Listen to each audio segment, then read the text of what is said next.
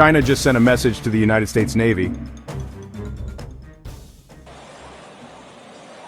Not a speech, not a press release, a carrier, bigger, smarter, built to challenge control of the Pacific. And the world is watching.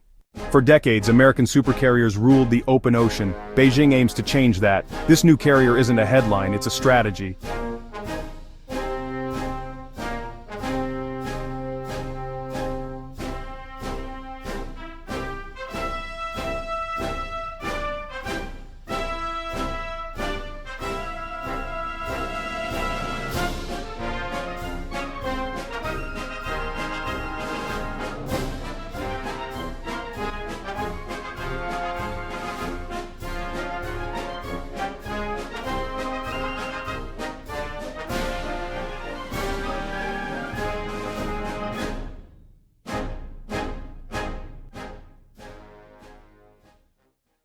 It's a leap in deck operations, launch tech, and command systems.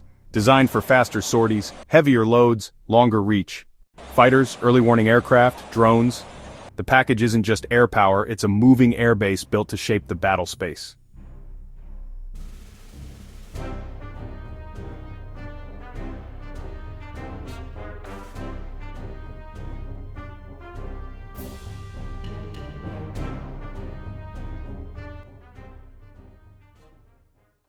On paper, the United States Navy remains the undisputed heavyweight champion of the seas. Its dominance is a legacy forged in the fires of the Second World War, a conflict that saw the aircraft carrier eclipse the battleship as the ultimate symbol of naval power. Today, that legacy is embodied by 11 nuclear-powered supercarriers, floating cities that serve as sovereign American territory, projecting power across every ocean on the globe. But a carrier never sails alone. Each one is the heart of a carrier strike group, or CSG, a multi-layered shield of lethality. This includes Ticonderoga-class cruisers and Arleigh Burke-class destroyers, armed to the teeth with the Aegis combat system, providing a formidable defense against air and missile attack. Lurking beneath the waves, a nuclear-powered attack submarine hunts for enemy subs and surface threats. This formidable armada is what truly constitutes American naval power on the front lines. This isn't just about having more carriers, it's about a deep, institutional knowledge honed over a century of continuous operations. The U.S. possesses an unparalleled logistical tail, a global network of bases from Yokosuka in Japan to Rota in Spain, supported by the vast fleet of the Military Sealift Command. These supply vessels are the unsung heroes, the lifeblood capable of sustaining these complex strike groups with fuel, munitions, and food thousands of miles from home. It's a logistical masterpiece that no other nation can currently replicate, allowing for persistent, long-duration deployments anywhere in the world. And then there's the sting in the tail, the carrier air wing. Its combat-tested wings fly a symphony of advanced aircraft. The F-35C Lightning II and FA-18 Super Hornet provide the fighter an attack punch. The EA-18G Growler blinds and deafens the enemy with electronic warfare. High above, the E-2D Hawkeye acts as the fleet's eyes and ears. These platforms are manned by naval aviators with thousands of flight hours and decades of real-world experience, from combat missions over Iraq and Afghanistan to freedom of navigation operations in contested waters. This experience, forged under immense pressure, simply cannot be replicated in peacetime exercises. This combination of hardware, logistics, and human expertise creates a formidable force, the benchmark against which all other navies are measured. But in the grand chess game of global power, every dominant strategy invites a counter. For decades, no nation dared to challenge this American supremacy at sea. Now a new player has entered the arena with a radically different rulebook. Beijing's play is not to match the US carrier for carrier or base for base across the globe. That would be a fool's errand. Instead, its strategy is one of intense regional concentration, designed to exploit the tyranny of distance and turn America's power projection into a liability. China focuses its rapidly expanding naval power within a specific geographic area, the First Island Chain, a string of islands running from Japan through Taiwan and the Philippines. This is the core of its anti-access area denial strategy, or A2AD. Think of it as a giant keep-out sign, backed by immense firepower. Anti-access aims to prevent U.S. forces from even reaching the conflict zone. Area denial seeks to make operating within that zone so lethal that the risks become unacceptable. It's a strategy born from a sense of vulnerability, particularly after the 1996 Taiwan Strait crisis, when the U.S. Navy sailed with impunity near its shores. Beijing vowed never again. This lethal bubble is created through a layered, overlapping defense. At its outermost edge are China's land-based ballistic missiles. The DF-21D, famously dubbed the carrier killer, and its longer-range cousin, the DF-26 or Guam killer, are designed to strike a moving carrier from over 1,000 miles away. They achieve this by launching into a near-space trajectory, and then using a maneuverable re-entry vehicle to home in on their target. Closer in, a modern surface fleet, led by the powerful Type ZO-55 destroyers, and a growing fleet of stealthy submarines wait to ambush any forces that get through. This is all supported by a sophisticated network of satellites, over-the-horizon radar, and aircraft, all working to find and track the American fleet. By leveraging its home field advantage, Beijing's plan hinges on turning America's greatest strength, the carrier, into its most vulnerable target before it can even get into the fight. Exercises are expanding, patrols are longer, messaging is bolder.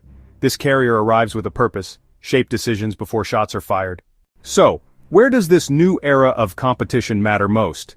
The answer lies in a narrow 180-kilometer channel, the Taiwan Strait. This is more than a body of water. It's a critical geopolitical fault line, a symbolic and strategic divide. On one side, the vibrant, self-governing democracy of Taiwan. On the other, the authoritarian powerhouse of the People's Republic of China. This division is a direct legacy of the Chinese Civil War, which ended in 1949. For decades, a fragile status quo has been maintained through Washington's policy of strategic ambiguity. But as Beijing's power grows, that ambiguity is being tested like never before. The stakes are almost impossibly high. Nearly half of the world's container fleet passes through these waters annually. But the strait's most critical cargo is invisible, the world's most advanced semiconductors. Taiwan, specifically the company TSMC, manufactures over 90% of the planet's most sophisticated chips, the brains inside everything from our smartphones to advanced missile guidance systems. This dominance forms Taiwan's silicon shield, the theory that its economic indispensability makes it too important to attack. Beijing, however, operates on a different calculus. It views Taiwan as a renegade province and has made reunification an ironclad goal, by force if necessary. To that end, it has amassed a formidable military, from the world's largest navy to a terrifying arsenal of hypersonic missiles, making the Taiwan Strait arguably the most dangerous potential flashpoint on Earth. But the tension isn't confined to Taiwan. Further south, another critical arena emerges, the South China Sea. Here, competing territorial claims over islands and resources create a complex web of tension.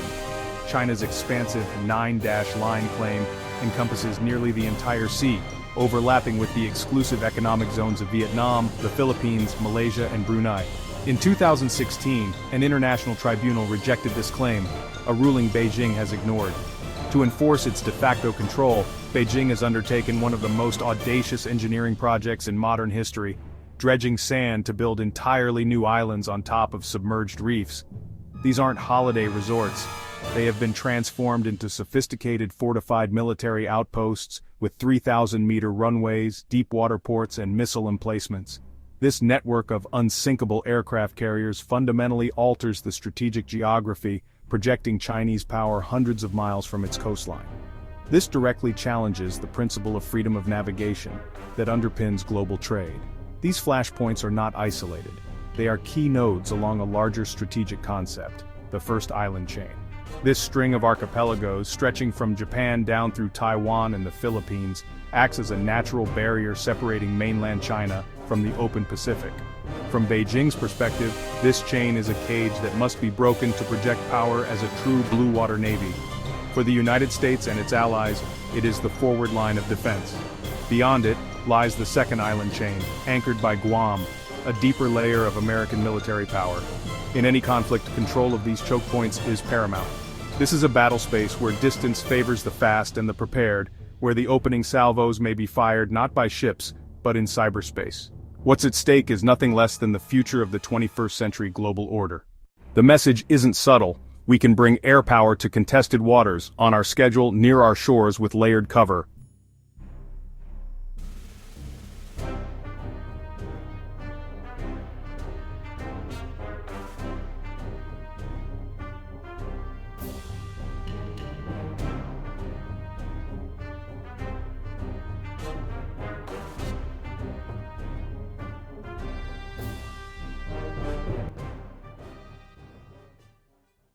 Washington can surge carrier groups, expand patrols with allies, harden bases, tighten kill chains with subs, bombers, and long-range fires.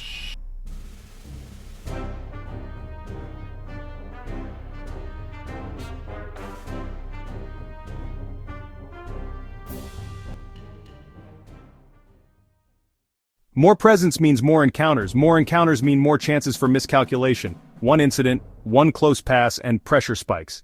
If it delivers reliable sorties and sustained tempo, patrol patterns shift, timelines compress, and every US move in the region gets a counter-move, faster. Does this new carrier truly threaten America's naval edge, or just narrow the gap? Tell us what you think in the comments. This isn't just 90,000 tons of steel and nuclear-powered engines, it's the very embodiment of a nation's will, forged in the fires of ambition and meticulously planned over decades. Each one of these floating fortresses represents a monumental investment not just in capital but in human ingenuity. It's a journey that began with the purchase of a half-finished Soviet hulk, the Varyag, and culminated in a vessel built entirely with domestic technology.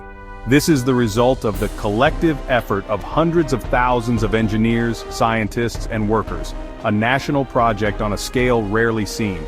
To build an aircraft carrier is to master 1,000 different complex technologies, from advanced metallurgy and electromagnetic catapults to sophisticated radar and integrated combat systems. They are far more than warships. They are potent symbols of national pride, a declaration of global reach, and a ticket into the world's most exclusive military club.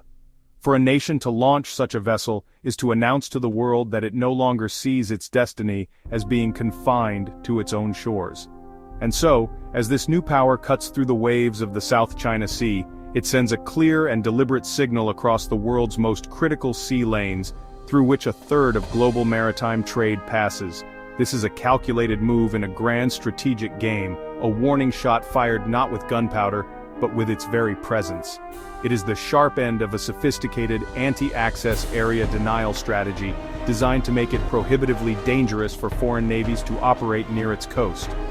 This is a direct challenge to the decades-long status quo, an era of uncontested American naval supremacy that has defined the global order since the end of World War II. The message is unambiguous. A new player has arrived on the world stage, one with the industrial capacity, the technological prowess, and the political will to defend its interests with overwhelming force. The old rules, it suggests, may no longer apply. For the United States and its allies, this moment was long anticipated, but its arrival is no less jarring. The sheer speed of China's naval modernization has outpaced even the most aggressive forecasts. The question was never this day would come, but, and how significant the challenge would be. Now Washington and the Pentagon face a strategic crossroads of immense consequence. The options on the table are stark. Does the US respond with a reciprocal show of force? Deploying its own carrier strike groups in greater numbers, conducting more aggressive freedom of navigation operations, and leaning on its undersea advantage with nuclear submarines? This is the path of direct military competition. Or does it pivot towards a broader, more complex strategy? One that emphasizes diplomacy, strengthening alliances like AUKUS and the Quad, and applying targeted economic and technological pressures to contain its rivals' growth. This is the path of strategic competition. Each route is fraught with peril. The military path risks escalation, where a single miscalculation, a collision at sea, an accidental missile lock, could ignite a conflict with devastating global repercussions.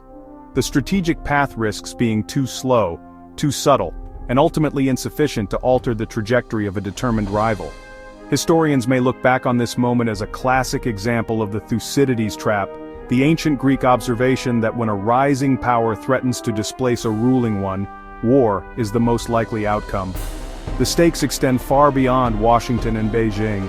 For nations like Japan, South Korea, the Philippines, and Australia, this new reality in their maritime backyard is an existential concern.